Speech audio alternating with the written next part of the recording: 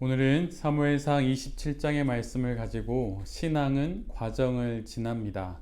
신앙은 과정을 지납니다. 라고 하는 제목으로 함께 하나님 말씀을 나누도록 하겠습니다. 오늘 본문을 보면 도망자 다윗은 이제 이스라엘을 떠나기로 결정을 합니다. 이스라엘 안에서는 더 이상 사울의 칼을 피해서 숨을 수 있는 곳이 없기 때문입니다. 자료를 살펴보면 대략 다윗은 한 10년 정도 도망자 생활을 한 것으로 생각이 되어지는데, 말 그대로 네게부 지역, 즉 이스라엘의 남부 지역에 있는 모든 광야들을 10년 동안 숨어 다녔습니다. 그래서 동굴에 숨기도 하고, 또 사울이 자신이 머무는 광야에 오면 또 다른 광야로 도망치고 하는 이 모든 상황에 10년 동안 이스라엘의 네게부 지역에 있는 모든 광야들은 거의 다 숨어봤다고 할 수 있겠지요.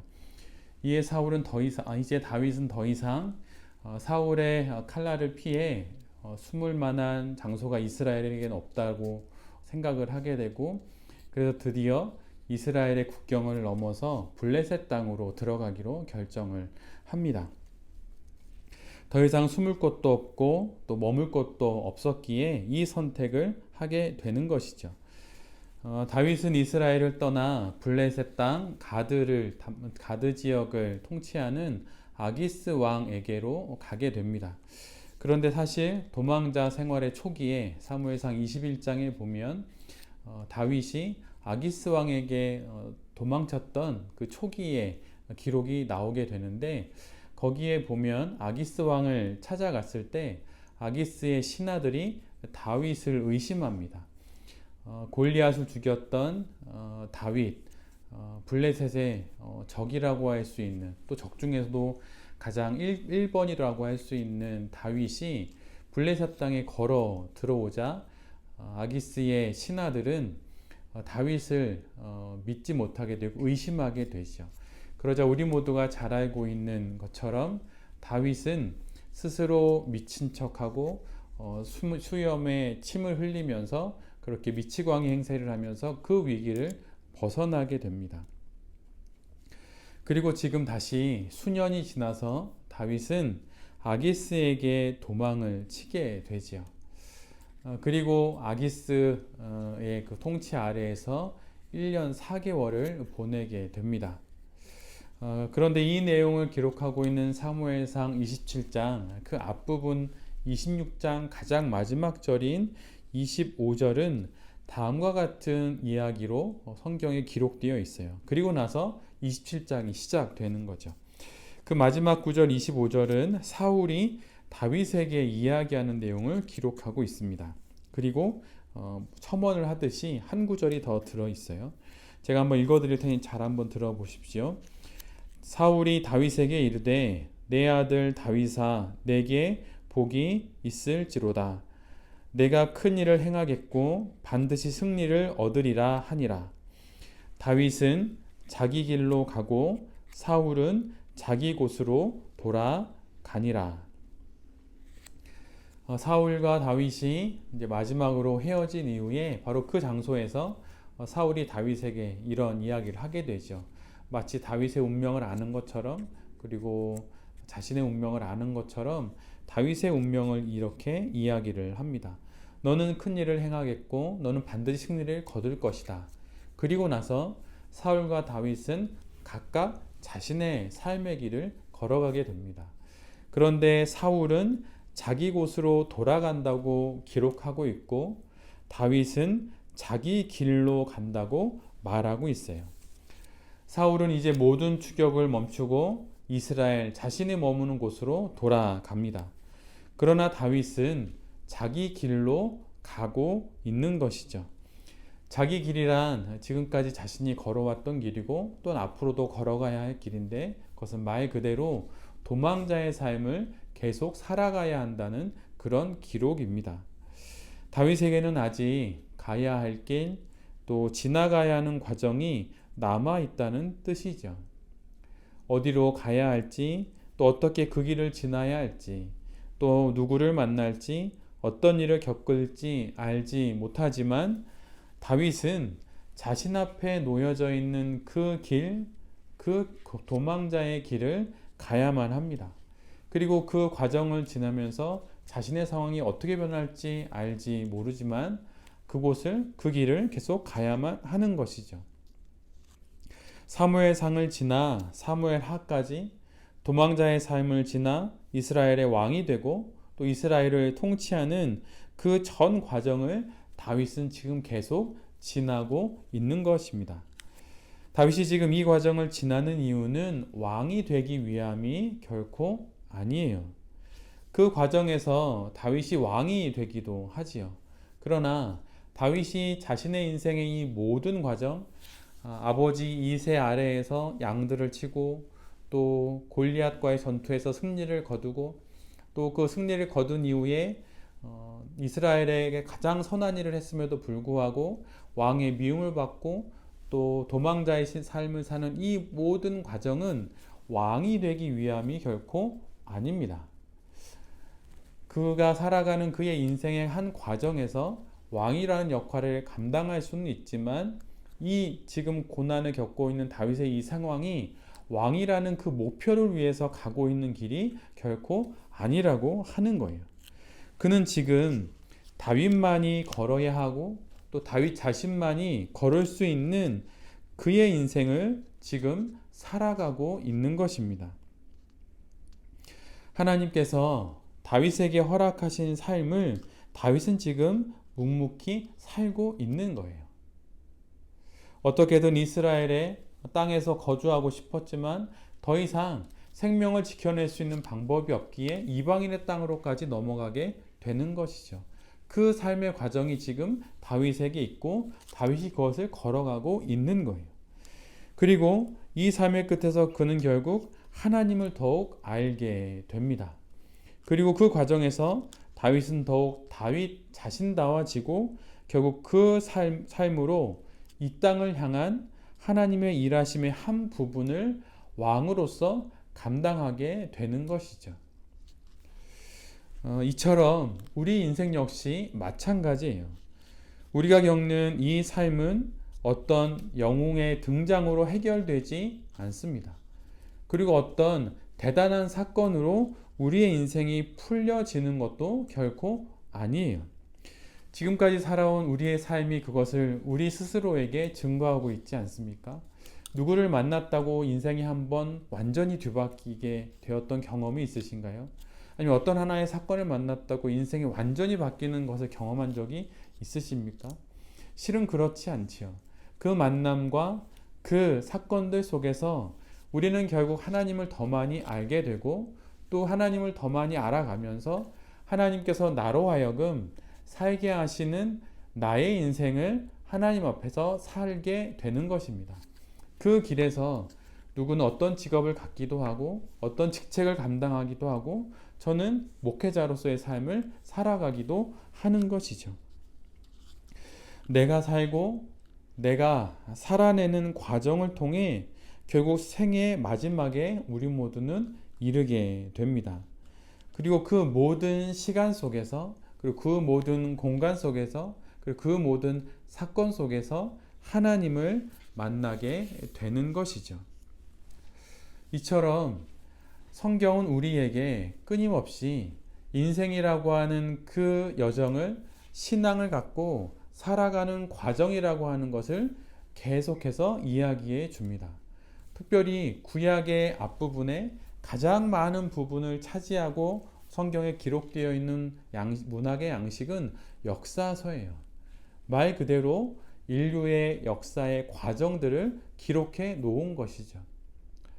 왜 우리로 하여금 역사서를 보게 하는 것일까요?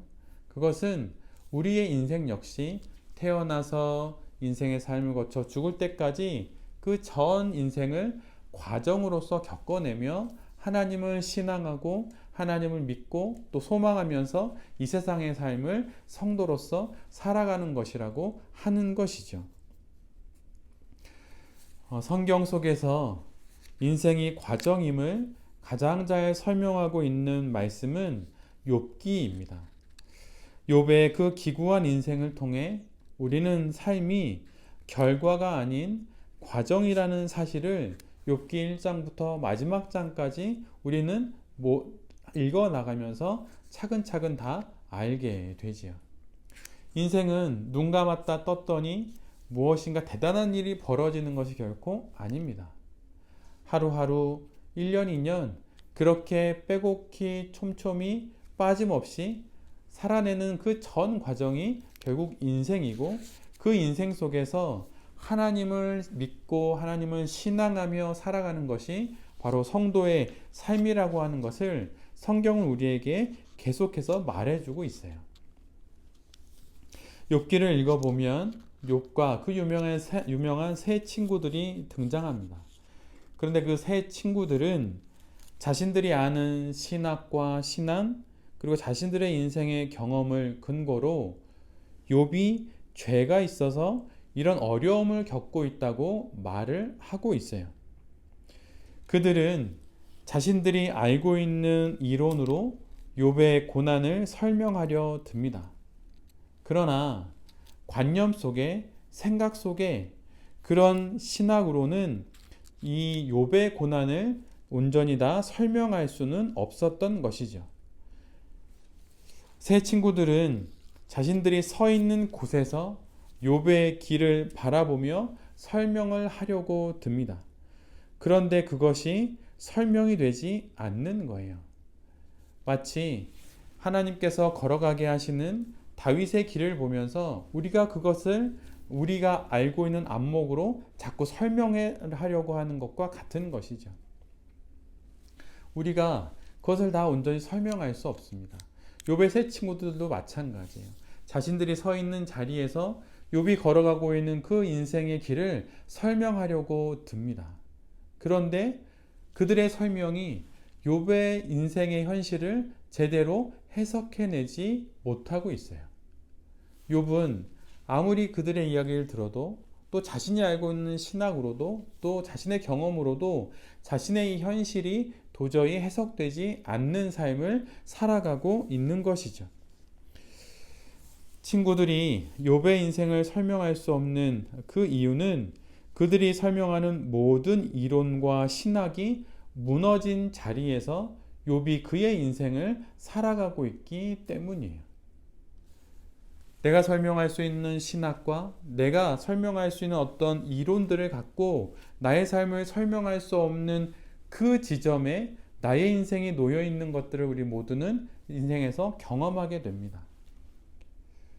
그런데 지금 세 친구는 욥의 인생이, 욥의 현실이 자신들이 설명할 수 있는 인생 넘어서 자리하고 있다고 하는 것을 알고 있음에도 불구하고 어떻게든 그것을 설명하려고 들게 되는 것이죠.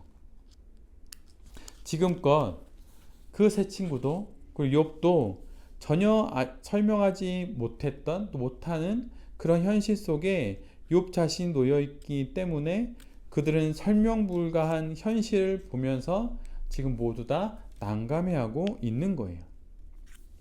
그러기에 세 친구들의 조언과 충고는 마른 재 같은 속담이 되고 또 무너질 허술한 성벽에 지나지 않는 것이죠. 그러나 사실 재와 같이 검게 타버린 것은 설명할 수 없는 상황을 마주하게 된 세 친구들이 아니에요. 그들뿐만이 아닙니다. 욥 자신도 지금 새까맣게 영혼이 타들어가고 있는 것이죠. 마치 다윗이 자신이 한 일이라고는 이스라엘을 위해 목숨을 걸고 전쟁에 나가서 싸운 것뿐인데 졸지에 도망자의 신세가 된 것처럼 욥은 자신이 가지고 있는 그 무엇으로도 설명할 수 없는 그런 무너진 현실을 지금 마주하고 있는 것입니다. 그런데 어떤 신학과 신앙으로도 설명되지 않는 이런 상황 속에서 욥은 그 현실을 안고 다른 곳이 아니라 하나님으로 향하는 그 길을 걸어가기로 결정을 해요. 마치 다윗이 자신에게 주어진 도망자의 그 길을 묵묵히 걸어가듯이 말입니다. 욥기 13장 15절에 이런 말씀이 있어요. 욥이 하나님을 두고 하는 이야기입니다. 그가 나를 죽이시리니 내가 희망이 없노라. 그러나 그의 앞에서 내 행위를 아뢰리라. 욥이 말하는 것입니다. 하나님께서 나를 죽이시리니 내가 희망이 없노라. 그러나 하나님 앞에서 내 행위를 하나님께 아뢰리라. 비록 지금 이 모든 고난이 하나님 안에 있는 건 확실하지만, 그래서 오히려 하나님을 떠나는 것이 이 고난으로부터 벗어나는 일이라고 할 수도 있을지 모르지만, 나는 하나님을 떠나지 않고 자신의 모든 일들을 하나님께 아뢰겠다고 고백을 합니다. 이 부분을 메시지는 이렇게 번역하고 있어요. 그분이 나를 죽이신다 해도 희망을 놓을 수 없어서라네. 하나님께서 이해할 수 없는 현실과 설명되지 않는 상황 속에서 하나님께서 설사 자신을 죽이신다고 하여도 욥은 자신이 가야 할 길은 하나님밖에 없다고 지금 고백하고 있는 겁니다. 나는 하나님에 대한 희망을 놓을 수 없다네. 이해할 수 없는 상황 속에서도 욥은 하나님을 포기하지 않습니다. 오늘 본문의 다윗도 마찬가지예요. 지금껏 10년이라는 시간 동안 도망자의 생활을 했고, 이스라엘의 모든 광야라면 광야, 모든 광야를 돌고 돌았지만, 그래서 이제 더 이상 숨을 곳이 없어서 블레셋 땅으로까지 넘어가지만, 그렇게 된다 하더라도 하나님을 향하는 그 걸음을 멈추지 않겠다고 지금 다윗이 말하면서 자신의 삶을 걸어가는 것입니다. 미친 척하면서 간신히 목숨을 건진다 하여도, 어쩔 수 없이 이방 땅에 간다 하여도 그곳에서라도 하나님을 향한 발걸음을 멈추지 않겠다고 다윗이 지금 말하고 있는 거예요. 얼마나 모멸감을 느꼈겠습니까? 얼마나 큰 수모를 느꼈겠어요? 그리고 언제 자신의 목에 칼이 들어올지도 모르는 그 불안과 걱정 속에 다윗은 국경을 넘어 블레셋으로 갑니다. 그 모멸감을 참고 인생을 살아내기로 하는 것이죠. 우리는 모두 살아오면서 정말 당하고 싶지 않은 일을 당하거나 또 듣고 싶지 않은 말을 들어야 했었던 경험들이 우리 모두에게 다 있어요. 목회자인 저에게도 있습니다. 듣고 싶지 않았던 그 말을 들어야 했을 때도 있었고, 또 모멸감 속에 하나님 앞에서 하염없이 기도해야 했었을 때도 있었어요. 그러나 설사 그렇다 하더라도 다윗처럼 결코 하나님을 향하여 나아가는 발걸음을 우리 모두는 멈추지 않아야 합니다. 욥처럼 이해되지 않고 주변에 많은 사람들이 너의 죄악 때문이라고, 너가 알지 못하는 죄를 네가 무의식 중에라도 지었기 때문이라고 말한다 하더라도 하나님을 향한 발걸음을 결코 멈추지 않아야 합니다. 신앙은 이런 거예요. 과정을 포기하지 않고 끝까지 가는 것이죠. 하나님께로 끝까지 가는 것이 신앙입니다. 신앙은 결국 하나님이며, 신앙의 과정이란 이 하나님을 향하는 시간과 모든 공간들을 바로 신앙이라고 하는 것이죠. 소위 목표의 올바름을 선이라고 하고, 또 그 목표에 이르는 과정의 올바름을 미라고 합니다. 그리고 이렇게 목표의 올바름과 또 목표를 향한 과정의 올바름이 함께 있는 것을 가리켜서 진선, 진미라고 하는 것이죠. 근데 이 말에서 우리가 알 수 있게 되는 것은 바로 이런 거예요. 목표와 과정이 함께 올바를 때, 바로 그럴 때 가장 아름다울 수 있다고 하는 것이죠. 목표가 바르지 않고 과정이 바를 수 없고, 또 과정이 바르지 않고 또한 목표가 바르지 못한 법입니다. 그래서 늘 언제나 목표와 과정은 하나인 거예요. 목표와 과정이 나누어질 수가 없는 것입니다. 신앙이란 바로 내게 하나님이 나의 목표이듯이 나의 과정 역시 하나님이라고 하는 것을 알고 도망자라 하더라도, 수모와 모멸감을 겪는다 하더라도 그 신앙의 길을 멈추지 않고 그 과정을 묵묵히 살아내는 것, 그것이 바로 신앙이라고 하는 것이죠. 그래서 우리의 인생에서 가장 큰 죄가 있다면 그것은 스스로 인생을 포기하는 거예요. 나는 안 돼. 나의 죄가 너무 많고 나는 노력을 해도 안 되고 내가 고작 이런 모습이고 나는 형편없는 사람이야. 희망이 없어라고 말하면서 생을 포기하는 것이 가장 큰 잘못입니다. 왜냐하면 우리에게는 그런 과정을 통하여서 우리가 목표로 삼는 하나님께 이룰 수 있고 그 과정이 곧 하나님을 만나는 길이기 때문이에요. 그래서 어떤 사건을 만나든 또는 어떤 사연을 만나든 결코 과정을 포기해서는 안 됩니다. 그 과정이 곧 하나님을 만나는 길이고 그 과정이 곧 우리에게 주신 하나님의 선물이기 때문이에요. 자녀를 키우다 보면 부모는 이 사실을 잘 알게 됩니다. 이미 어린 유년의 시절을 겪었고 이미 성인이 되고 장년이 되었기에 이미 자녀들이 겪고 있는 그 일을 경험한 적도 있고 또 똑같은 일을 경험하지 못했다 하더라도 그 일에 대한 어렴풋한 해법을 또 해답을 가지고 있는 경우가 많이 있죠. 그러나 자녀들 스스로 그 정답을 이해하고 또 그것을 선택하기까지 자녀에게 과정이 필요하다는 것을 너무나 잘 알게 됩니다. 그때 부모가 알게 되는 것은 내가 자녀의 삶을 대신 살아줄 수 없다고 하는 바로 그 안타까움이에요. 그리고 또한 부모가 알게 되는 것은 자녀가 그 과정을 지나야만 아름다운 인생이 될 수 있다고 하는 것을 알게 된다고 하는 거예요. 그리고 그 과정 속에서 자녀들 곁에 묵묵히 함께 있어 주는 것이 부모가 할 수 있는 것, 그 곁에서 지켜보며 자녀들을 기다려 주는 것이 부모가 할 수 있는 전부라고 하는 것을 알게 됩니다. 이것이 부모에게는 참으로 어려운 일이에요. 그래서 자녀를 두고 참 많이 애달아하고 또 그 애달픔에 참 많이 기도하게 됩니다. 기도하지 않을 수가 없어요. 왜냐하면 대신 살아줄 수가 없기 때문입니다. 그런데 이것이 하나님께서 우리를 향해서 하시는 일이에요. 우리가 그 길을 걸어갈 때 그 곁에 우리와 함께 하시는 분이 바로 하나님입니다. 이것이 하나님께서 우리에게 약속하신 바로 그 위대한 약속, 임마누엘의 약속이지요.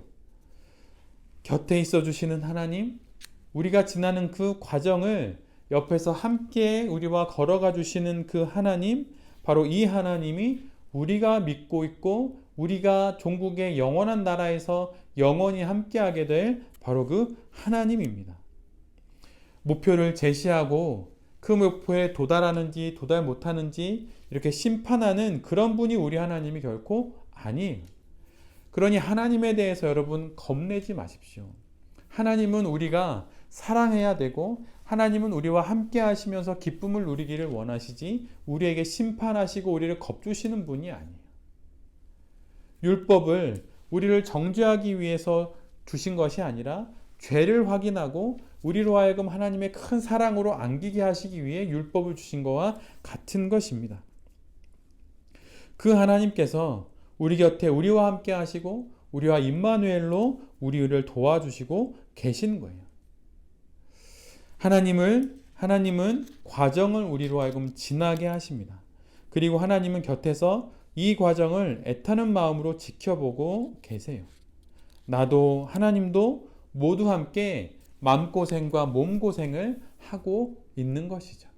얼마나 안타까우시겠습니까? 그렇게 가지 않기를, 이 길을 가기를, 아니면 조금 더 힘을 내기를, 포기하지 않기를 하나님께서 끊임없이 우리에게 부탁하시고 또 기다리시고 또 제안하시는데 우리가 쉽게 과정을 포기하거나 대충 얼버무리거나 가지 않으려고 하거나 아니면 다른 길을 선택하거나 할 때 하나님께서 얼마나 가슴이 아프시겠어요. 하나님을 우리에게 과정을 주시고 우리와 임마누엘로 함께 하시는 분이라고 하는 것을 우리 모두가 결코 잊지 않아야 합니다. 우리는 쉽게 남의 일에는 정답을 이야기하거나 또한 결과를 바로 말해줄 수도 있어요. 그러나 자기 일에는, 지금 내가 겪고 있는 일에서는 과정을 지나가고 있기에 결과를 바로 이야기하기가 어렵습니다. 어떤 결과가 올지 우리는 과정에 있기 때문에 전혀 모르기 때문이에요. 충고와 조언, 평가와 판단, 이 모든 일들이 남의 일에는 바로 이루어집니다. 욥의 세 친구처럼 그렇게 욥에게 말할 수 있는 것이죠. 그러나 자신의 일에는 그러지 못하는 법이에요. 왜냐하면 내 눈으로 보는 누군가의 겪고 있는 그 일은 눈으로만 보지만 지금 내가 겪고 있는 나의 일은 나의 인생으로 온전히 과정을 차곡차곡 지나가고 있는 그 일이기 때문이에요. 지나야만 하는 과정이 그렇게 내게 또 그에게 모두 주어지고 있습니다. 그래서 내 눈앞에 나와 다른 인생을 하나님 앞에서 살아가는 누군가에게 어떤 권면의 이야기를 할 때 단정적으로 말해서는 안 되는 것이죠. 그에겐 그만의 시간과 그만의 과정이 필요한 것이기 때문이에요. 여러분 한번 생각해 보십시오. 이 땅에 오신 예수 그리스도께서 공생애 전에 하셨던 일은 세 가지 시험을 받는 일이셨어요. 돌을 떡으로 만든 일과 또 성전에서 뛰어내리는 일과 사탄에게 절하는 일이었어요. 이 세 가지 시험의 공통점이 여러분 무엇입니까? 돌이 떡이 되고 성전에서 한 발짝 뛰어내리고 또 사탄에게 한번 머리만 깠다 숙이면 되고, 이 모든 일들이 말하는 공통점은 무엇인가요? 그것은 과정이 생략되어 있다고 하는 거예요. 거기에는 아주 짧은 찰나의 순간만 있지 긴 시간 지난하게 지나가야 하는 그런 과정은 완전히 생략되어 있습니다. 돌이 떡이 될 리 없지만 씨앗이 땅에 심기워져서 봄과 여름을 지나 가을이 되어야 열매를 맺고 그 열매를 거두어서 떡과 빵을 만들어야 하는데, 사탄은 우리에게 과정을 생략한 아주 짧은 시간을 이야기를 합니다. 눈 감았다 떴다 하면 또 돌이 떡이 된다고 하는 그런 일이 벌어질 수 있다고 우리에게 이야기를 해요. 그리고 성전에서 뛰어내리는 그 한 걸음으로 하나님의 아들이라는 칭송을 받으리라고 말합니다. 말 그대로 내가 한 걸음만 내디디면, 내가 한 번 손만 내밀면 내가 하나님과 동등한 지위에 오르게 되는 거예요. 내가 버튼 하나만 누르면 전혀 다른 세상이 펼쳐질 수 있다고 우리에게 사탄은 유혹을 합니다. 시간이 필요 없다고 하는 거예요. 과정이 필요 없다고 말하는 거예요. 긴 길이 아니라 짧은 길이 있다고, 그건 어리석은 길이라고, 금방 끝나고 간단한 길이 있다고 그렇게 말하는 것이죠. 그리고 예수님께 이렇게 또 시험하지 않습니까? 고개 한번 숙이면, 우리도 길거리 지나가는 사람에게 눈인사하고 또 목례를 하는데 자신에게도 그렇게 한번 고개만 까딱 한번 하면 이 세상의 모든 권력과 영광을 주겠다고 그렇게 이야기를 해요. 권력을 위해, 명예를 위해 한번 눈 감기만 하면 된다고, 한번 눈 감으면 달라고, 그런 많은 것을 주겠다고 말하는 이런 세상의 많은 유혹들이 지금 우리에게도 있지요. 우리가 눈으로 보는 세상에도 그런 유혹들이 있습니다. 그런데 이 예수님이 겪으셨던 세 가지 시험의 공통점은 이 모든 것들은 과정을 생략한다는 거예요. 우리 부모가 자녀에게 주려고 하는 선물들이 무엇인가요?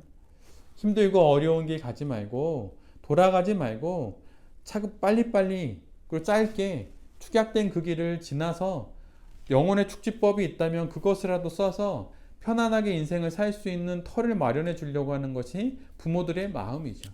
사탄도 그렇게 우리에게 유혹합니다. 한번 영혼의 짧은 길을 걸어가라. 굳이 그렇게 힘들게 어려운 길 갈 필요 있냐? 어차피 왕이 되려고 하지 않느냐? 능력을 바라고 싶지 않느냐? 그러면 짧게, 아주 짧은 시간 고개나 한번 까딱거려라. 시간을 줄여주겠다. 이렇게 말하는 거예요. 그런데 여러분, 이것은 예수님께서 말씀하셨듯이 모두 다 시험입니다. 그리고 예수님은 이 모든 것을 다 거절하셨어요. 말씀으로 이 모든 것을 이겨내셨죠. 신앙 생활이란 과정을 생략하지 않는 삶이에요. 과정을 빼곡히 지나가는 삶입니다. 인생엔 지름길은 없어요. 지름길인 것 같이 보이지만 사실은 그건 영혼에 실족하게 하는 그런 길에 지나지 않습니다. 신앙에는 지름길이 없어요. 지름길이 있었다면 예수님께서 먼저 지나가셔서 그 길이 우리가 걸어가야 할 정도라고, 바른 길이라고 말해 주셨을 것입니다. 그리고 만약 그런 지름길이 있다면 많은 믿음의 선인들이 그 길을 지나갔겠지요. 지름길은 없어요. 예수님에게도 그러하셨듯 우리에게도 지름길은 없습니다. 그러기에 우리 인생 역시 마찬가지예요. 지름길은 없어요. 돌아가는 길, 그 길이 나의 길이면 그 길을 가야 하는 거예요. 광야를 10년 돌았는데 더 도망가야 할 길이 있다면, 더 지나가야 하는 길이 있다면 블레셋까지 가야 하는 것이죠. 가서 미친 척을 해서라도 살게 되는 그 모멸과 수모를 겪으면서라도 인생의 과정들을 지나가는 거예요. 그거를 오기와 어떤 대단한 결단으로 그 길을 지나가는 것이 아니라 그 길에 임마누엘로 함께 하시는 하나님이 내 곁에 계시기에 그 길을 지나가는 것입니다. 예수님께서 이 땅에 오셔서 당신의 공생애를 하나님의 뜻을 이루기 위한 그 인생을 하나도 빼놓지 않고 빼곡히 지나가셨듯이 말이죠. 사업을 하든 아니면 인생을 살든 공부를 하든 목회를 하든 그 어느 길에도 여러분 짧은 지름길은 없어요. 내가 오늘 걸어가는 그 한 걸음이 나의 하나님께서 내게 주신 그 과정의 발걸음이 되어서 우리의 인생을 살아가게 되는 것이죠. 좋은 목회자가 되고 싶다면 다른 길은 없습니다. 그냥 주어진 모든 길을 차근차근 걸어가는 거예요. 어려움을 만나든 또 곤란한 상황을 만나든 몸이 힘들든 그 길을 걸어가는 거예요. 만약에 좋은 성도가 되고 싶다면 내게 주어진 경제적인 어려움과 또 육신의 연약함, 가정의 문제, 또 나의 어떤 내면의 문제, 영혼의 문제, 재정적인 문제, 이 모든 문제들, 관계의 문제들, 그 모든 문제들을 빼놓지 않고 차근차근 지나가는 거예요. 그럴 때 그 길을 걸어갈 때 내게 능력이 없으니 나와 함께 계시는, 내 곁에 계시는 임마누엘 하나님께 간절히 간구하고 또 나를 도우시는 에베네셀의 하나님의 그 도우심을 구하고 하나님께 기도하며 하나님의 능력을 빌어 그 하루를 살아내는 것이죠. 만나가 하루 먹을 침만 내려왔다는 건 우리가 하루만 잘 살아내면 된다는 이야기예요. 1년 뒤, 2년 뒤, 10년 뒤 여러분 그것을 내다보며 살 수 있는 사람은 아무도 없습니다. 한번 그냥 그럴듯하게 긴 안목으로 바라볼 수는 있지만 그 안목으로 평생을 살 수는 없는 거예요. 우리는 오직 하루를 살고 또 하루를 살아 내일을 맞이하게 되는 것이죠.